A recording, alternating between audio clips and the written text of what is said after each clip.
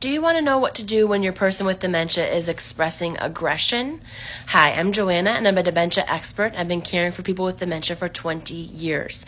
In my last video, I explained 3 reasons why people become aggressive in dementia. And now I'm going to take those 3 reasons and talk about what we can do when they happen.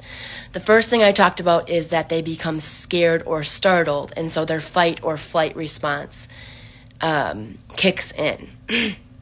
So this happens a lot in hospitals.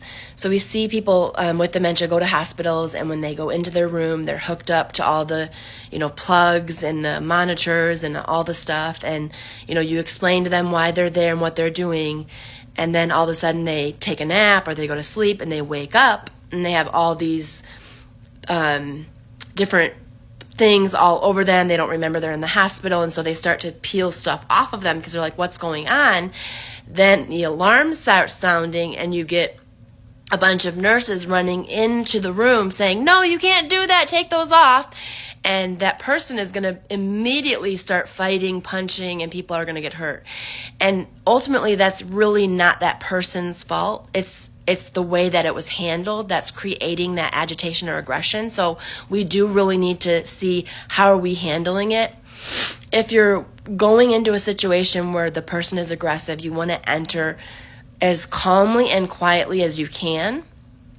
And then a sign of surrender is this. So I will always put my hands up like this and say, I'm not trying to hurt you. I'm here to help with minimal words. And then if I am caring for someone and they do hit me or punch me or spit at me or something like that, I will do a very loud ouch. And that is a clue to them that they hurt you. And sometimes they'll be like, oh, I'm sorry. Not always, but sometimes that loud ouch can work. Sometimes just stepping away from them and putting your hands up and letting them know, hey, we're in this together kind of thing. And then another reason we talked about is them being confused. And a lot of times the confusion comes from them not knowing what you want them to do.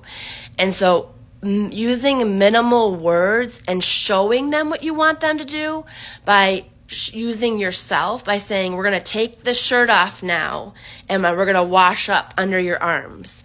So kind of showing them what you want them to do and then kind of getting permission before each thing that you're doing. So explain what you're doing, use minimal words, use cueing, and then if you, usually they're going to give you some kind of a sign that's like a little,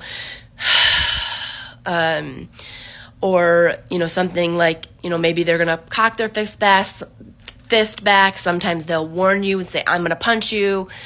So usually when that happens, you want to stop everything that you're doing and just take a step back and then proceed when things calm down.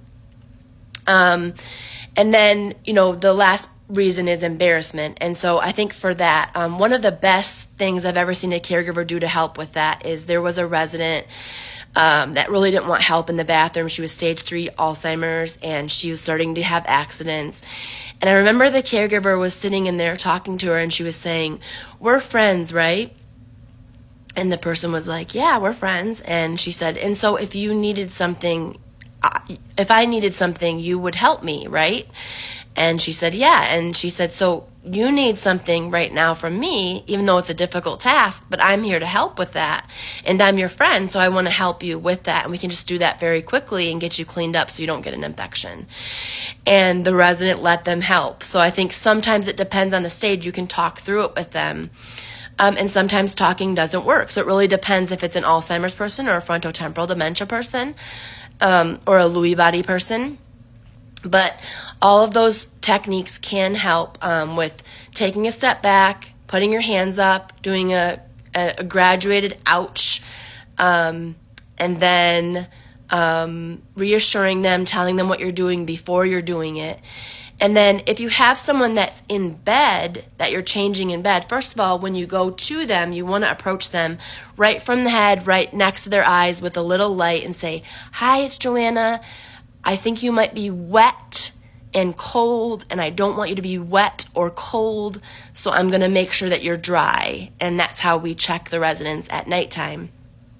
And then if they're starting to kick you and things like that when you're changing them in bed, what I like to do is I like to roll the covers from the bottom up and roll it up so it's kind of like a blocking way, so they have a harder time getting me with their hands and their feet, and that can work. And then as a last resort, you want to get another caregiver to help you, but you want to be really careful with this because we've seen people get very traumatized from having multiple caregivers coming in and holding people down to give them care, and that just makes things so much worse in the end. And it's definitely going to bring out that fight or flight, and they're going to be super aggressive. So if you do have two people helping, you want to have one person that's the face, that's kind of giving them a hug and kind of rubbing their shoulders and telling them it's going to be okay and you're almost done and they're doing great and good job, and the other person who's kind of behind them that's doing the actual care portion of it. So those are all things that can help with aggression. Hope that helps.